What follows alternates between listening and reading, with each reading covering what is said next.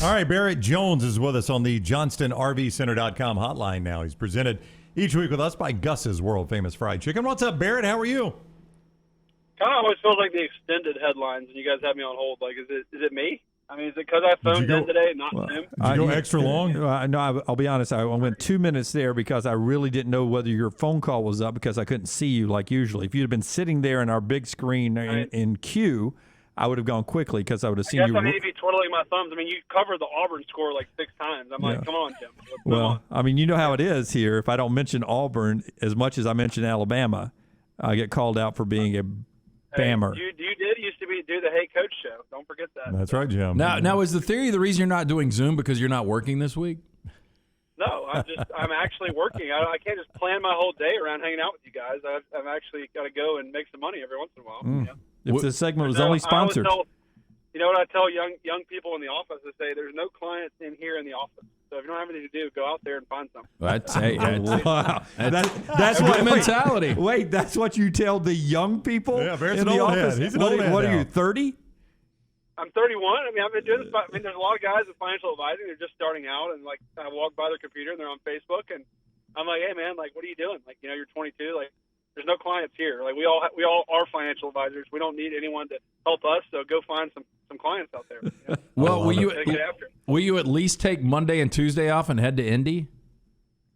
Oh yeah, I'm going to Indy for sure. But I just as a fan though, actually, so I can take off my analyst hat. I mean, if I'm looking for work. I've told ESPN I'll be there, but Todd Blackledge has in his deal to call the game, so I got big time by old Todd and Sean McDonough. The B crew basically gets the national championship game on radio. So after all of our hard year of work, then we get big time by the big namers. Now you don't have to tell us who it is, but do you have a go-to for certain tickets when you need? Like this has become, I mean, the ticket's gone down the get-in. You don't seem like just a get-in that's going to sit in like the $600 or $500 level. The really, really good tickets are still $3,000-$4,000. But do you have a go-to that you'll make a call once or twice a year and say, hey, I need a couple of tickets? I mean, come on, LT. I mean, you think I'm paying a premium for tickets? You think I'm not getting in the face? You don't think his neighbor? You don't think his neighbor has tickets? I mean, how many ticket requests does his neighbor get though? What is this, amateur hour? I mean, come on. I mean, yeah. No, actually, I mean, honestly, yeah. I mean, I don't know. If I really need some good tickets, normally I just ask one. You know, Coach Saban, basically. You know. So anyway, I don't know. You got That's what we want to hear. Watch your toes. You got different ways to go about things, but also you got to really balance favors. And honestly, like my neighbor, like I asked him for so many things over the years. Like I kind of stopped asking him. If I really get in a crunch, like he always has some extra tickets like in his pocket, you know, for the game. So I might get him, but you gotta manage the favors. You don't want to ask too many people too many times, so you gotta spread it out a little bit.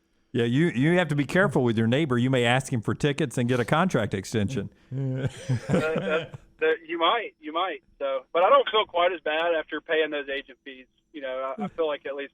I mean, he's probably still winning on the who's done more favors, but I've also gotten him a few clients over the years. So anyway, it's a tit for tat relationship. Barrett Jones is with us on the JohnstonRVCenter.com hotline. He joins us each week, courtesy of Gus's world famous fried chicken. When you say world famous, it means something. They are in fact world famous, and you can get it for yourself for lunch, 2201 2nd Avenue South, or make an order, grab some for the ride home, and feed the family tonight. GusFriedChicken.com. That is GusFriedChicken.com. Let's start with what you saw in Dallas. Dunaway and I were able to talk to you at halftime. You felt like that game was well in hand, obviously. And I noticed something I was talking to both you and John Parker Wilson at the half, and it seemed like both of you were impressed with the different looks Pete Golding was giving Desmond Ridder and that Cincinnati offense, and seemed to have them perplexed the entire game. But at that point, it was the entire first half. Yeah, I honestly thought it was one of the best game plans on both sides of the football that I can remember Alabama having in a long time. I mean, starting offensively, and I said this, Jim quoted me this, my own words back to me in halftime. So thanks, Jim, for listening to my broadcast. You got it, man. Yep. But Alabama only had 31% this year called runs, which I don't know for sure, but it's got to be the lowest in school history, 31% called runs. So obviously it was a big year where they threw at the offensive line, struggled to run the football. and here they come against a really good Cincinnati defense, but they play a 3-3-5, and they're a little bit lighter. The first drive, to me, was just beautiful. 10 of 11 plays were runs. The only pass was the touchdown to Slade Bolden. I thought it was brilliant. I thought, those corners for Cincinnati are legit. And I left that game thinking that they were awesome. I mean, they I don't even know if we had any completions. I slip sometimes. Mm-hmm. They had any completions on those on either Kobe Bryant or Sauce Gardner. Those are really good football players. So when they did throw the ball, it was all across the middle of the field. I thought, they really picked on that nickel corner. You saw the touchdown there. It was kind of on a little switch route there. Bryce Young saw all the way, man coverage, beautiful throw. And that's what happens. They brought a ton of pressure. And I thought Cincinnati actually had a decent game plan with the way they pressured Bryce Young. And I thought the protection was nowhere near to the level it was in the Georgia game because of all the twists and movement, which that's a foreshadowing, by the way. I think we're going to see a lot more twist and movement from Georgia in that championship game than they did the first time, where they kind of just tried to line up and beat the offensive line man-to-man. And then defensively, I thought it was also a brilliant game plan. I thought they did a really good job of varying the looks, varying coverages. I mean, I'm pretty good at knowing where the pressure is going to come from, especially with a Nick Saban defense, and they had me confused a few times. So I can understand why Desmond Ridder was confused. I do think one of the reasons they were able to play that way, I don't really think any of those receivers for Cincinnati scared them on the outside, so that gave them a little more freedom to pressure and play man coverage, even with at one time they had, two guys that had hardly played much football, and they were starting at corner, playing man coverage. I thought Kyrie Jackson came in and played some really, really quality minutes after not playing much the entire year, and then Kool-Aid McKinstry had a little bit of a rough first series, but settled in and played pretty well after that. So, yeah, I thought it was brilliant on both sides of the football, and another good game. And, after a season of up and down, this is a football team that's finally at the right time finding some consistency. So if I ask you going into the rematch, what's the bigger concern for you? Is it Alabama's offensive line or is it John Mechie?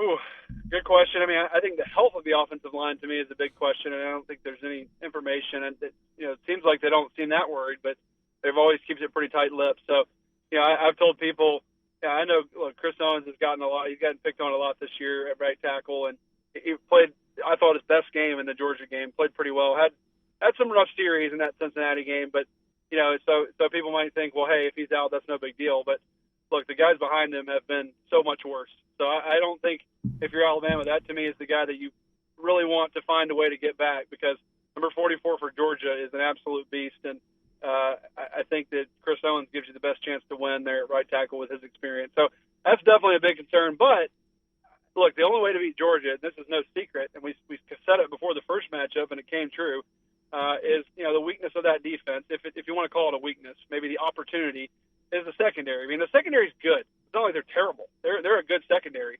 But if you can protect up front, there's guys open in the back end. Those secondary players they're fine, but they're not. They don't have the same kind of first round picks everywhere like they do in that front seven. Maybe some of the guys eventually will be first round picks, but as it sits right now, that's the opportunity there. In the first game, they were able to protect pretty well enough to allow Bryce Young to hit some of those guys, and they threw it almost 50 times in that first matchup. So yeah, I think John Mechie probably, if I had to pick one, that probably would be overall the biggest concern, because obviously now Jamison Williams, is the only guy, and he obviously gave Georgia fits there in that first game. I think there'll be a lot more attention paid to him, and it will, to me, be all about, do we have some other guys that can step up? Ja'Cory Brooks obviously is a guy who has been stepping up, made another big play in that Cincinnati game. Can he continue to step up? Some of those other guys, I still think Jaleel Billingsley is a guy who's so talented, and I'd love to see him get the football more for Alabama. And there's some guys in the middle that are starting to play better. I thought Slade Bolden played really well in that game also. So, it's going to be interesting to see the way Alabama chooses to attack Georgia without John Mechie and how their game plan differs. But I want to know who Nick Saban knows in Vegas and how much he had to slip them in a suitcase to make them a, whatever it is, 2.5-point underdog, because that's that yummy rat poison that he loves after a 17-point victory a few weeks ago. Yeah. It's another road game for Alabama. That's basically home field advantage. There'll be 2/3 Georgia fans in Lucas Oil up in Indianapolis. So it'll be a typical Alabama road game, 2.5-point underdog in this one. I'll ask you, I'm trying not to say surprise in my questions in 2022. It's my personal resolution. Did you expect the gap to be what it was between Georgia and Michigan? Well, quick aside here is that I did an interview before the New Orleans Bowl. We didn't have a sideline person, so I had to go down there pregame and do an interview. And I practiced my questions. Interviews to me are harder. I can call the game all day, but interviews are tough. And on my very first question, I didn't mean to, and I practiced, and I intentionally meant to not say this, but my question came out, talk about. I said, hey, can you talk about the opportunity you have here today in the New Orleans Bowl? And I just hung my head and I said, Jim Dunaway would be so ashamed of me right now if he just heard me ask a question with talk about. So I think that's a good resolution, but I'm nowhere near your level. And I choked in a big moment there, and I said talk about. So that's okay. I could have not have protected A.J. McCarron's backside for 3 years like you did. So I was not surprised at all. And if you remember on the show, I said that I thought it was a really bad matchup for Michigan, and I think I didn't know it was that bad of a matchup. I mean, it was a horrendous matchup for them. And the only way to me to again attack Georgia is in their secondary. You got to have athletes down the field. You can't try to bang your head against the wall and run the ball all day. And Michigan, that's what they do well. And you saw how that went. It was toiling. It did not go well for Michigan. It was brutal, and they were outclassed in every way. Again, I didn't think it would be that bad. I thought Georgia to me looked like their hair was on fire. They had a different energy and confidence, and they were on a mission. So yeah, it's going to be interesting to see if they show up with that same kind of mentality in the Alabama game. I expect them to. I think they looked very motivated and certainly did not have any hangover from that loss. And I think it was a classic case of overreaction that you saw that game where, hey, deservedly so. This is a Georgia defense that gave up 83 points the entire season, and they give up 41 points in one game to Bama, and all of a sudden everyone's thinking, well, maybe they're not that good. No, they're that good, especially that front seven. They're, one of the best front sevens I've ever seen, honestly, in college football. And again, it was a tough night for Michigan. I said Cade McNamara, if they wanted to stay in it, was going to have the game of his life. Obviously, that didn't happen, and you saw the result. Hey, through 2 games, who's had the better postseason, Bill O'Brien or Pete Golding? Whew. Man, that's tough. They've both been really good.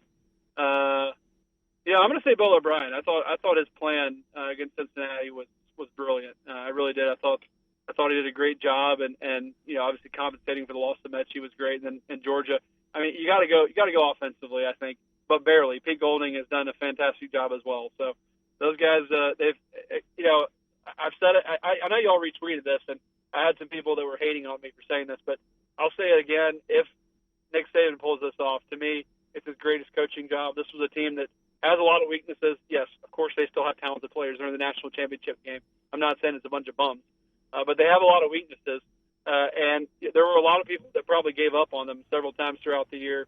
You got to respect Coach Saban and his staff. They did, and they finally found a way to get some of these guys to buy in. And you've seen the result here the last few weeks. Yeah, I mean, I think people misunderstand. Well, they didn't misunderstand what you're saying. I just think some people just want to be that way on social media. I mean, people like to be mad. Well, they do, but I mean, the truth is, even though Nick Saban's teams are great and they have been great for a long time, there's going to be one that was the best and one that wasn't. And I think that's what you were saying. And everybody say, "Oh yeah, he did it with a bunch of 5 stars." Well, he did, but this is probably the lowest collection of that he has, and I think that'll bear out on the NFL draft day coming up. I mean, this is. I agree. I mean, the way that I put it is like, if you look at this team and you think about like how many of these guys would be on like the all Saban team, there's a few for sure. I mean, Will Anderson would be hard to keep him off there. Hey, maybe Bryce Young once he's all said and done there, but there's just not as many of those type of players as you see on a normal Alabama team, and so that's all I meant by that. Look, they're obviously still very good, and they have a lot of good players, and their best players probably are sophomores. Really, they've got some sophomores that are absolute studs. One guy I want to mention really briefly, I think is really emerging, and I got to keep an eye on, is Brian Branch. I think Brian Branch has played some great football lately for Alabama. I mean, look, Malachi Moore has not even played after. I think we all thought he was going to kind of be the breakout guy this year. Brian Branch is the reason why. He's been an absolute stud this year for Alabama, especially in the second half of the season. But so they got some guys that could develop into that. But there's just not like an obvious a bunch of 7 or 8 All-Americans like you've seen it other times. So that's all I meant by that. They're still a very good team with a lot of talented players, but probably not quite up to the uniform talent level that you're used to seeing. All right, he is Barrett Jones. You'll hear him next football season on ESPN Radio. He's always kind with his time with us. Well, I mean, that's the truth. Barrett's done, unless he picks up work this weekend. Barrett is. Am I not going to be on your show ever again? Oh no, you are. I was just telling people nationally where they could hear you, which I guess you could hear us nationally. I don't know. I was just trying to fill time. Aren't y'all a podcast now? Is there like regional restrictions on that? No, not at all. No, you can listen to us anywhere in the universe. Barrett is with us each week courtesy of Gus's world famous fried chicken in Birmingham, 2201 2nd Avenue South. Go by for lunch or get a family meal on the way home for your family tonight, or online, gusfriedchicken.com. That is gusfriedchicken.com. Barrett, thank you for the time. We'll see you up in Indy. All right, guys. Sounds good. All right, buddy. Take care. Barrett Jones. Oh, gosh, he was still talking. It's hard to get rid of, but Barrett likes to talk. Yeah, he added He's something else. a hard good buyer. Well, he was on the JohnstonRVCenter.com hotline.